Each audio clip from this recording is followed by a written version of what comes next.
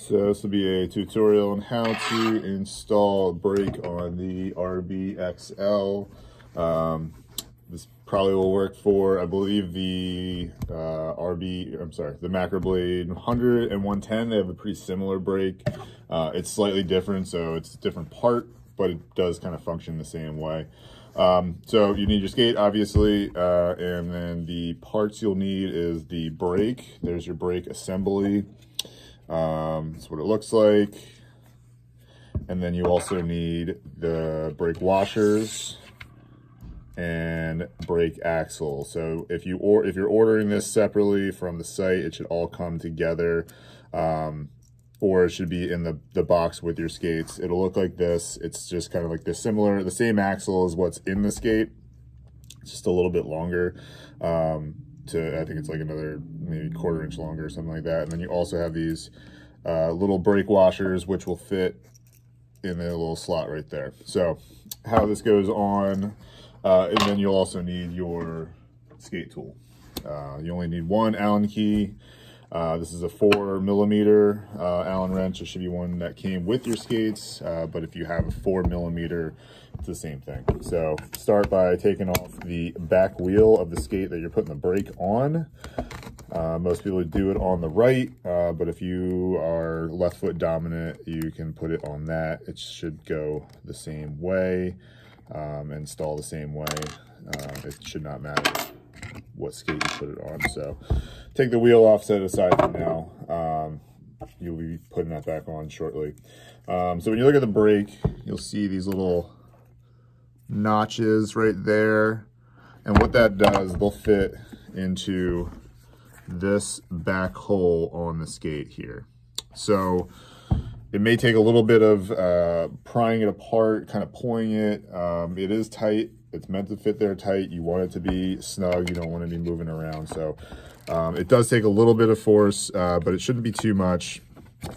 So kind of how I do it, I'll get one end started and then I'll use like the leverage to kind of push it on the other side.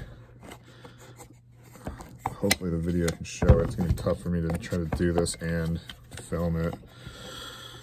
So one side's in, and so I got the one side in and I'm pulling it and spreading it open so it clicks in.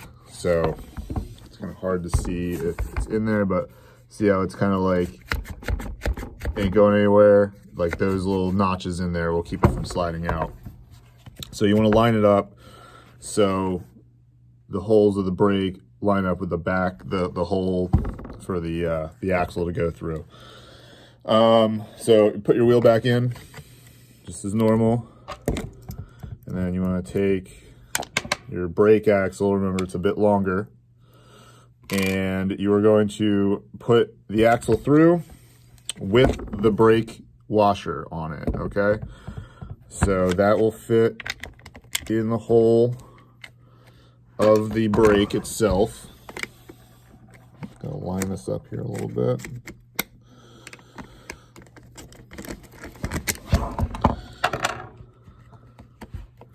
So see, it's flush in there, not sticking out. There's little notches on the axle itself. I don't know if you can see it, but they kind of fit into the frame and give it something to turn against. I'll show you on the washer too.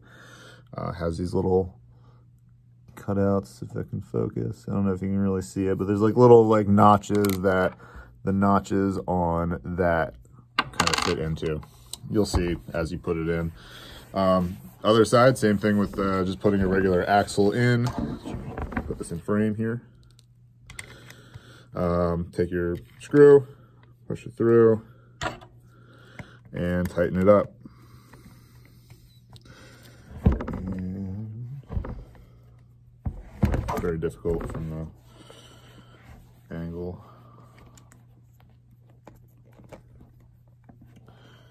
All right, so after you tighten that up, that's it. And you'll know you did it right. When you look at the sides of it, it's not sticking out here. It's not sticking out on this side. Everything's nice and flush. Wheel spins freely. And then you have your brake, and then you're good to roll. you have any questions, just drop them in the comments, and I should be able to help answer them or clarify anything. All right, bye.